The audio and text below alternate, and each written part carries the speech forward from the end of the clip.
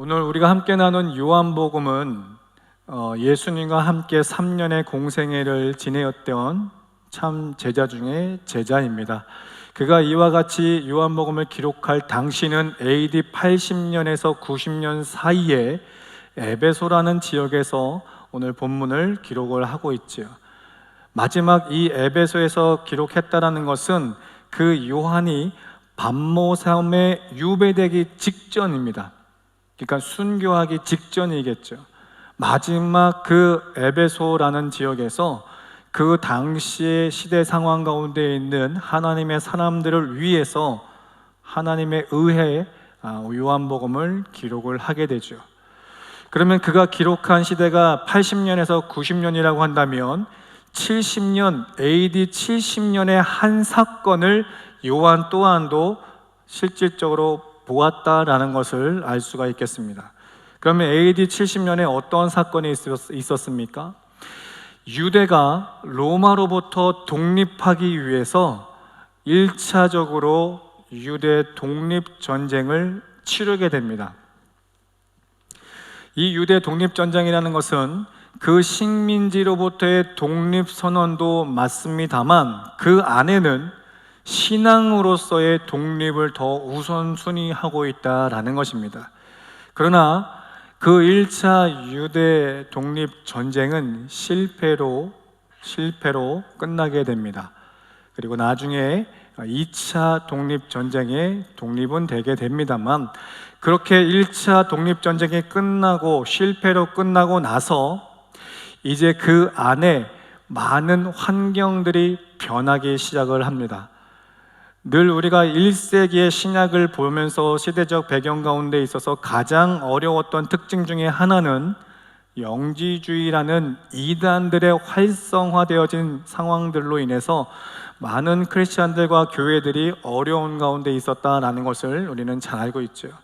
영지주의자라는 것은 말씀이 아닌 지식이 앞서서 인본주의적인 사고 앞에 그 교리가 정리되어지지 않은 많은 교회들에 침투되어진 거짓 교사들과 거짓 선지자들로 인해서 많은 성도들이 이탈하고 있는 것을 보게 됩니다.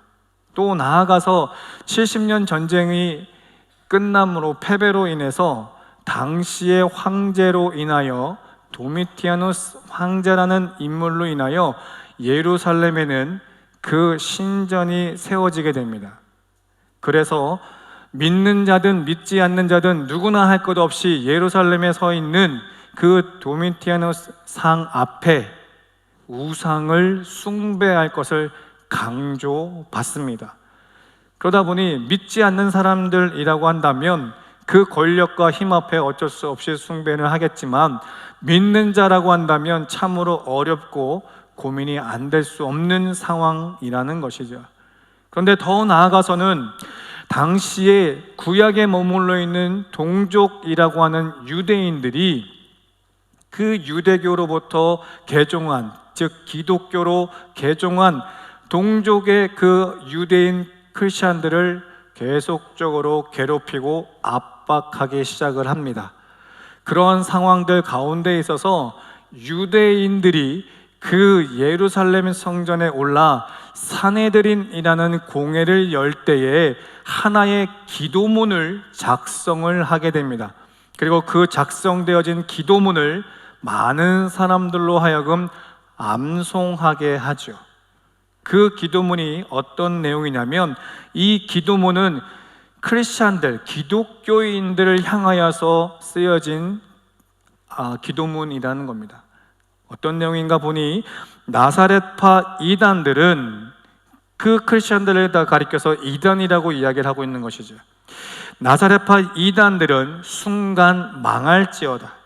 그들을 생명책에 지워 의인과 함께 썩기지 않게 하소서라는 이 짧은 기도의 문을 올려서 오가는 모든 사람들로 하여금 암송하게 함으로 인해서 유대인들과 로마에 살고 있는 많은 사람들로 하여금 이 기독교인들은, 크리스찬들은 이단이다라는 것을 이야기를 하며 그들을 외면하도록 하게 되죠.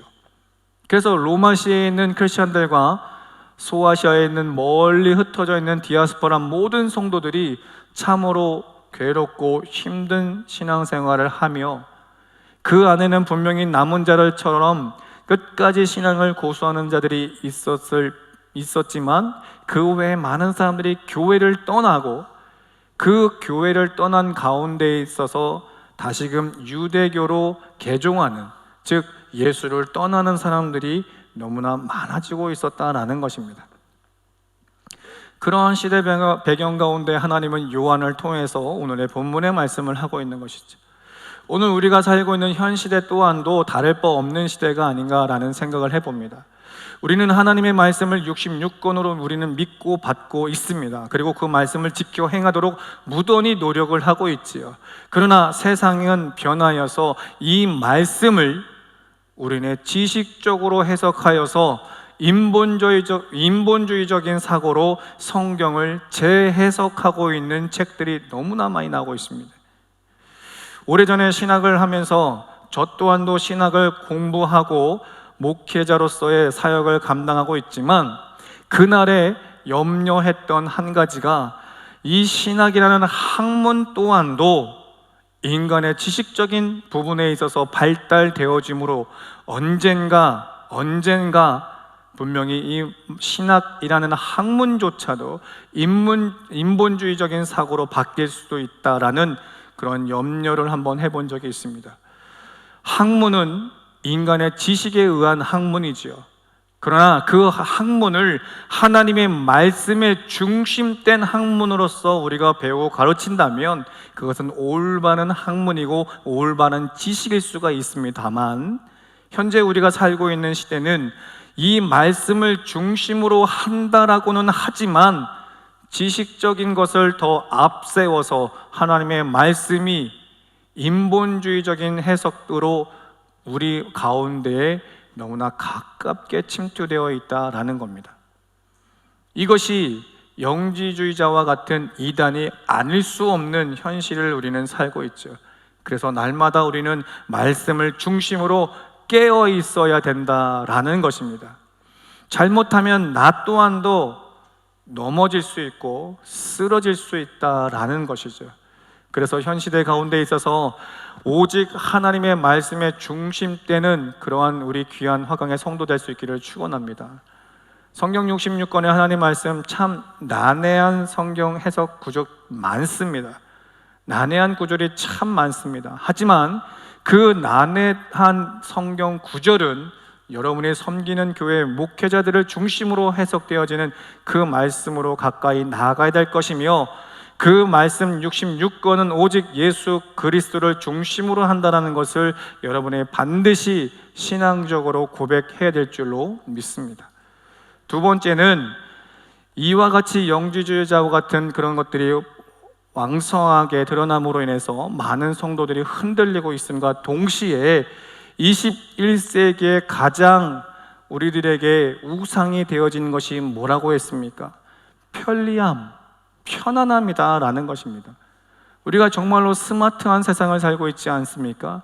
우리에게 많은 것이 도움을 주고 있고 도움을 받고는 있지만 이것들이 하나님과 나와의 관계 속에 있어서 나태함과 게으름으로 인하여 하나님과 나와의 관계를 멀어지게 하고 있는 현 시대를 우리가 살고 있다는 것이죠. 또한 우리가 개인적으로 여러분의 가정이나 혹은 교회 공동체나 사회 모든 곳곳의 공동체 가운데 있어서 여러분의 그 신앙을 고백하는 것에서 힘들게 하는 상황들이 얼마나 많습니까? 돌아온 주가 우린 추석 명절입니다. 가족들 가운데에는 정말 나와 같이 예수를 믿는 분이 있어 함께 예배하며 즐거운 시간을 보낼 수 있는 가정도 있을 것이지만 그 외에 아직 예수를 모르는 친지가 가족에 있어서 참으로 불편한 자리가 될 수 있는 명절이기도 하죠. 그러다 보니 그러한 상황들 가운데 있어서 믿지 않는 불신 남편, 불신 아내, 불신 자녀, 불신 부모로 인해서 오는 여러 가지 환경의 어려움으로 인해서 그것이 한두 해가 아니라 몇 해, 몇십 년을 지나다 보니 참으로 버겁고 힘든 것은 사실입니다. 이렇게 사회적으로 또 우리가 개인적으로 가정적으로 많은 것이 필요로 느끼다 보니 이제는 교회를 떠나고 싶고 포기하고 싶고, 떠나고 포기하고 싶다 보니 예수마저도 내가 포기하고 싶은 그러한 마음을 가져본 적이 한두 번은 있다라는 겁니다. 이러한 모습은 1세기의 이 유대인 크리스찬들의 모습과 오늘의 우리들의 모습은 오래전 구약에서 또한도 찾아볼 수가 있죠. 이스라엘 백성들이 430년의 노예 생활을 끝내고 40년 광야길을 갈 때에 그들은 하나님의 말씀을 붙들고 따라가나 그 가는 삶의 여정은 참으로 고단했다라는 것입니다. 그들은 너무나 잘 알고 있습니다. 애굽에서 나와서 가장 가까운 곳, 하나님의 약속의 땅을 갈 수 있는 가까운 곳은 지중해를 향한 블레셋 길이라는 것도 잘 알고 있습니다. 그리고 왕의 길이라는 것도 잘 알고 있습니다. 그러나 하나님 편에 봤을 때에 그 블레셋 진영의 그 지중해 길은 짧은 길인 것 같지만 블레셋의 군인들이 서 있다는 것이죠. 위협 속에 노출되어 있다는 겁니다. 또 왕의 길은 어떻습니까? 평탄하고 순탄한 길인 것처럼 보이지만 그 길은 많은 사람들에 의해서 노출되어졌다는 것이죠. 많은 사람들에게 노출되어졌다는 것은 많은 위협 속에 노출되어졌다는 것이죠. 그러기에 하나님은 당신의 선민을 멀지만 고단하지만 피곤하지만 목이 마르고 배고프지만 광야의 길로 그들을 인도해 내셨다라는 것입니다. 사실상 40년의 광야길은 순탄하지만은 않았죠. 아말렉과의 싸움을 했어야 했고 그 이스라엘 그 그룹 안에는 애굽의 사람들도 함께 있었다라는 것입니다. 그러니 그들 내에서 얼마나 많은 불평과 힘들과 고난과 고통이 왜 없었겠습니까? 옷이 헤어지는 그 상황 가운데, 배고픈 그 상황 가운데 있어서 얼마나 많은 불평과 불만의 어려움을 토해내는 것을 우리가 보지 않았겠습니까? 우리네 삶과 다를 바 없는 이 주전세기 구약시대의 그 선민들, 그리고 1세기의 하나님의 사람들, 우리들의 인생의 모습과 다를 바 없는 삶을 살아오지 않았습니까? 그런데 그와 같은 상황 가운데 있어서 하나님은 당신이 약속되어진 그 가나안 땅, 오늘날 천국을 바라보면서 나가는 그 백성들에게 신명기 24장 18절은 이렇게 말씀합니다. 우리 함께 합독해 보겠습니다. 시작. 너는 애굽에서 종되었던 일과 내 하나님 여호와께서 너를 거기서 속량하신 것을 기억하라. 이러므로 내가 내게 이 일을 행하라 명령하노라. 이스라엘 백성들이 지금 광야 40년의 길을 끝내고 모압 평지에 있습니다. 지나온 시간 참 피곤했습니다. 그리고 앞으로 건너가야 하는 이 땅 또한도 피곤합니다.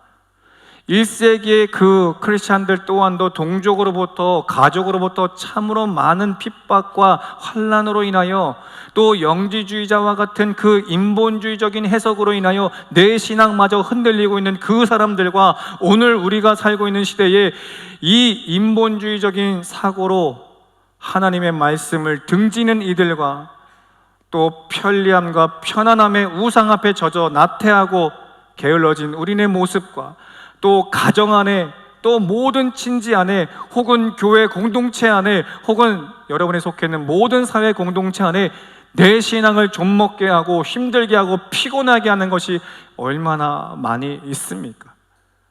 그러나 이 출애굽의 2세대들 또한도 1세기의 그 백성들도 오늘을 살고 있는 우리들도 분명한 비전이 하나 있지 않습니까?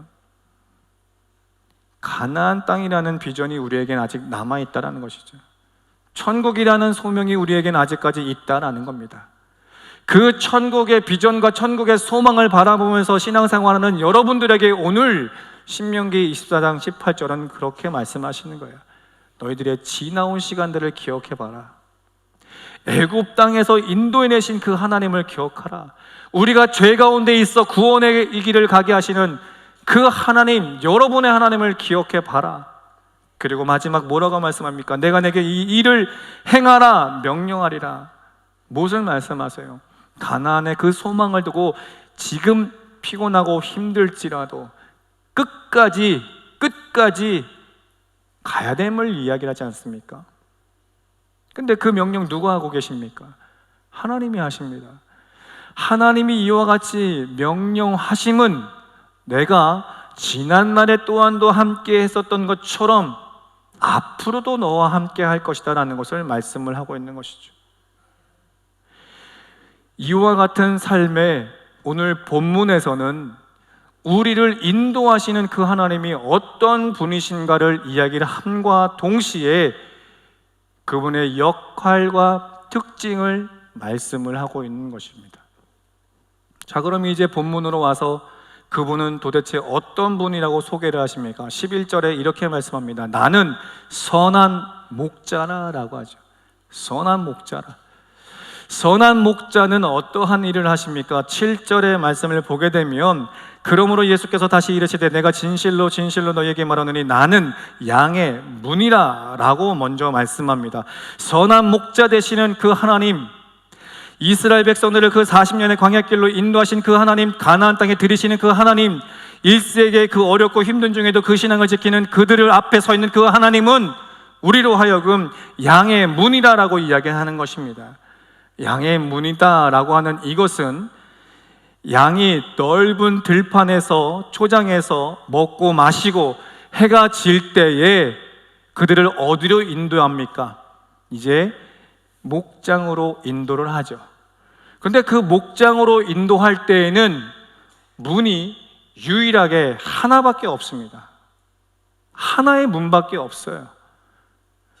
그 목장 안에 여러 개의 문이 있다면 그 여러 개의 문 가운데에 양뿐만 아니라 그들을 해치고자 하는 이리도 늑대도 곰도 사자도 쫓아올 수 있기 때문이다라는 겁니다. 그래서 그 양무리를 목장으로 인도할 때는 그 하나밖에 없는 문을 통해서 그 양들을 통과시키는 것이죠. 그런데 그 목자 되는 그는 어디에 있습니까? 양의 문 앞에 있다라는 거예요. 양의 문 앞에. 왜 문 앞에 있습니까? 내 양들을 지켜 보호하기 위함이다라는 것이죠. 내 양들을 치려고 쫓아오는 그 늑대와 이리와 곰과 사자들로부터 끝까지 주시하며 지키겠다라는 거예요. 그래서 선한 목자 되는 분은 양의 문이다라는 것을 먼저 밝히고 있습니다. 이 말씀 무엇이겠습니까? 사도행전 4장 12절에 말씀하신 것처럼 구원은 오직 예수밖에 없는 것이죠. 저 천국에 들이시는 그 분은, 그 문은 오직 예수밖에 없음을 이야기하는 겁니다. 세상이 아무리 변했고 많은 지식 정보가 우리 가운데 있다 할지라도 그 지식 정보로 인해서 말씀이 해석되어지는 것처럼 보이지만 그것은 인본주의적인 해석이라는 것이지. 그와 같은 상황 가운데 있어서 우리의 유일한 문은 오직 예수밖에 없음을 이야기하는 것입니다. 그 분이 여러분의 선한 목자라는 거예요. 그럼 그 유일한 문, 그 선한 목자의 역할은 무엇이겠습니까? 그분이 어떤 역할을 하십니까? 3절에 이렇게 말씀하십니다. 문지기는 그를 위하여 문을 열고 양은 그 음성을 듣나니 그가 자기 양의 이름을 각각 불러 인도하여 내느니라. 여러분의 그 선한 목자는 여러분을 한 분 한 분을 인도하시는 분이시다라는 것이죠. 시편 23편 1절로 2절에 여호와는 나의 목자시니 내게 부족함이 없으리로다. 그가 나를 푸른 초장에 누이시며 쉴 만한 물가로 인도하시는도다. 인도하시는도다. 여러분의 그 인생 가운데 있어서 최종적으로 우리가 천국을 바라보면서 가지만 그 가는 길에 어렵고 힘든 역경이 있지만 폭풍이 휘몰아치고 있지만 그럼에도 불구하고 여러분의 선한 그 목자 유일하신 예수 그리스도는 끝까지 여러분들을 인도해내시는 분이다라는 거예요. 끝까지 여러분을 책임지시는 분이다라는 거죠. 그러니 그분을 우리가 놓칠 수가 있겠습니까? 그분의 손을 놓칠 수가 있겠습니까? 두 번째 그 선한 목자의 역할은 안내하는 분이다라는 거예요. 안내하다, 인도하다, 안내하다 같은 의미를 둘 수도 있겠지만 조금은 다른 색을 가지고 있죠. 안내다라는 건 뭐예요? 여행들 다 다녀보셨죠? 여행 다니면 그 앞에 항상 안내원이 있습니다. 그리고 안내 표지판이 있습니다. 어느 곳이 편안한 길인지, 어느 곳이 좋은 곳인지를 알려주지 않겠습니까? 제가 여러분을 만나러 갈 때 가장 가까운 길이 어디예요? 그냥 내려가면 됩니다. 제가 여러분을 만나러 갈 때 그냥 내려가면 돼요. 제일 빠르지요. 그러나 이렇게 내려가면 상당히 위험합니다. 제가 날렵하지 못해서 떨어지면 다칩니다. 다칠 수 있어요. 그렇지만 그 안내하다라는 것, 제가 여러분을 만나기 위해서 이 길이 빠른 것 같지만 안전한 곳이 어디겠습니까? 돌아가는 것 같지만, 돌아가는 듯해 보이지만 안전한 곳으로 여러분의 선한 목자 되시는 예수께서 안내하신다는 거예요. 지금 여러분이 걷는 그 길이 참 피곤하지만 분명히 여러분의 선한 목자 되는 예수는 옳은 길로 안내하시는 분이신 줄 믿으셨으면 좋겠습니다. 세 번째는 다스리시는 하나님이십니다. 다스리시는 분. 다스리다라는 것은 제가 그 가운데에는 양 중에는 다 똑같은 양들이 아니죠. 누구는 힘이 세서 싸움도 잘하고, 누구는 그에 비해 조금 약하고, 누구는 건강해서 이 몸집이 이러고, 누구는 그에 비해 조금 소외된 것 같처럼 보이고, 그러다 보니까 서로가 의견이 안 맞아서 싸울 수도 있다라는 것이죠. 이스라엘 백성들 또한도 선민만 있었던 것이 아니라 애굽에서 함께 쫓아오는 이들이 있었습니다. 그러다 보니 그 어려운 가운데 물이 없을 때, 먹을 것이 없을 때, 씹을 거리가 없을 때마다 아말렉 전투 앞에 그들은 모세를 또 하나님 앞에 원망할 수가 있었죠. 그러나 여러분의 그 선한 목자 예수는 그 가운데 있어서도 다스리다, 싸움 나지 않도록 평안하게 인도하시는 분이시다는 것을 이야기를 합니다. 우리 부모님의 역할은 어떤 역할을 하십니까? 자녀가 두세 사람이라고 한다면 아이들끼리 의견이 충돌돼서 다툴 수 있죠.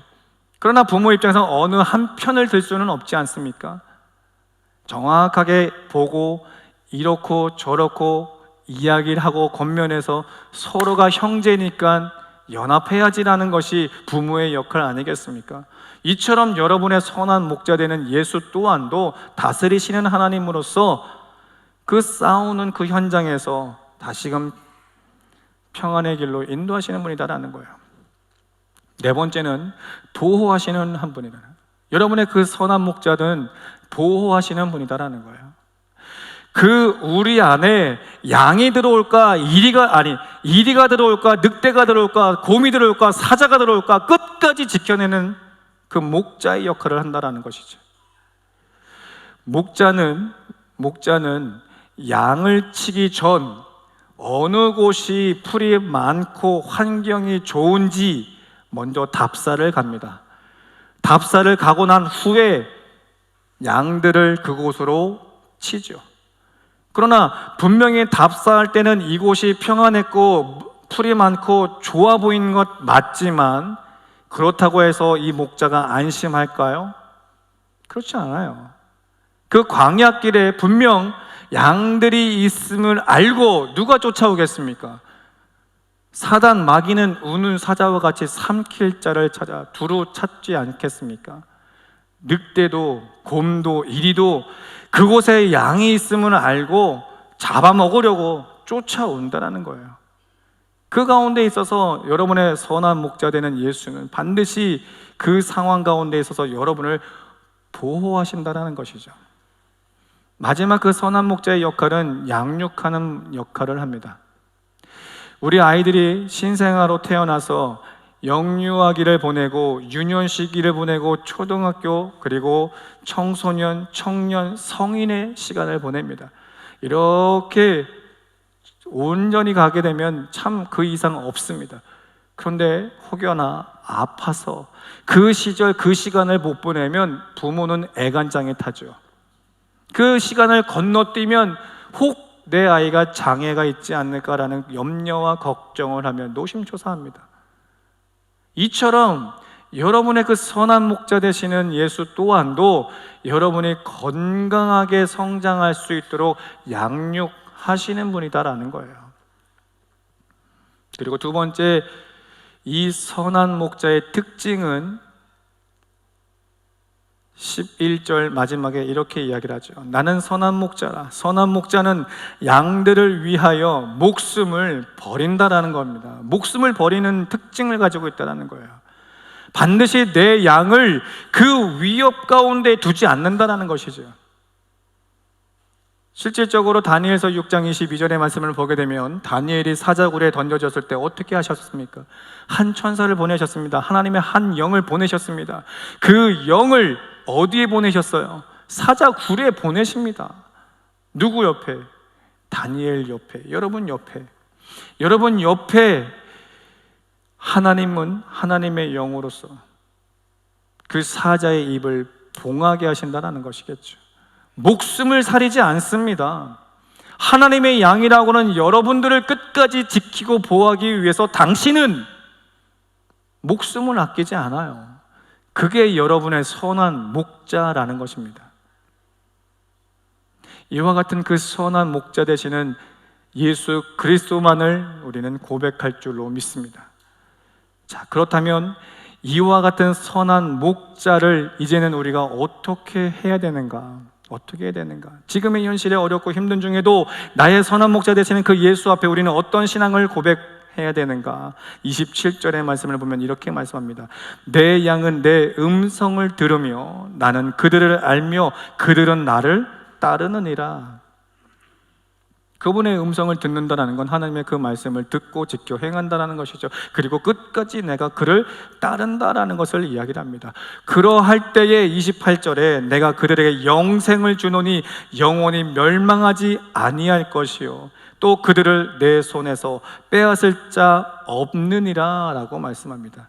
하나님의 말씀을 듣고 따르는 여러분 모두에게 선한 목자 되는 예수는 영생의 선물과 더불어 멸망치 않게 하시며 어느 누구도 여러분들을 해하지 않도록 함께 하시며 지키시고 보호하신다라는 것이죠. 말씀을 정리합니다. 사랑하는 성도 여러분, 어제보다 오늘이 참 더 힘들고 피곤합니다. 그리고 이제 추석 명절 가운데 믿지 않는 가족들을 만나다 보면 여러 가지로 힘든 상황들이 벌어질 수도 있습니다. 그리고 앞으로 우리가 신앙생활을 하다 보면 가정이든 교회든 여러분이 속해 있는 모든 사회 곳곳에서 지금보다도 더 힘들게 해서 교회를 떠나고 예수를 떠나고 싶은 그런 순간순간들 찾아올 수 있습니다. 마지막 때이기 때문이죠. 어떻게든지 사단 마귀는 우리를 무너뜨리고 넘어뜨리려 한다는 것입니다. 그러나 그 가운데 있어서 우리가 꼭 기억할 것은 여러분의 그 선한 목자 되시는 예수는 여러분과 끝까지 함께 하십니다. 끝까지 함께 하십니다. 그래서 반드시 가나안 땅 들어가게 하십니다. 그 선한 목자는 여러분을 인도하고 안내하며 다스리고 보호하고 양육하시는 줄 믿으시기를 소망합니다. 그분은 여러분들을 이와 같이 하기 위하여 목숨까지도 아끼지 않는 분이세요. 끝내 그 예수를 붙들고 하루하루 승리할 수 있는 우리 귀한 화강의 성도 될 수 있기를 축원합니다. 마지막으로 고린도전서 15장 58절의 말씀을 함께 읽어보도록 하겠습니다. 시작. 견실하며 흔들리지 말고 항상 주의 일에 더욱 힘쓰는 자들이 되라. 이는 너희 수고가 주 안에서 헛되지 않은 줄 압니다. 여러분이 그 처해 있는 환경 가운데 그 신앙을 지키겠고 선한 목자를 바라보겠다고 하는 그 수고를 헛되이 되지 않음을 말씀하시는 겁니다. 끝까지 이 말씀 붙들고 하루하루 승리할 수 있는, 그래서 저 천국의 소망을 이룰 수 있는 우리 화강의 귀한 성도 될 수 있기를 예수 그리스도의 이름으로 축복합니다.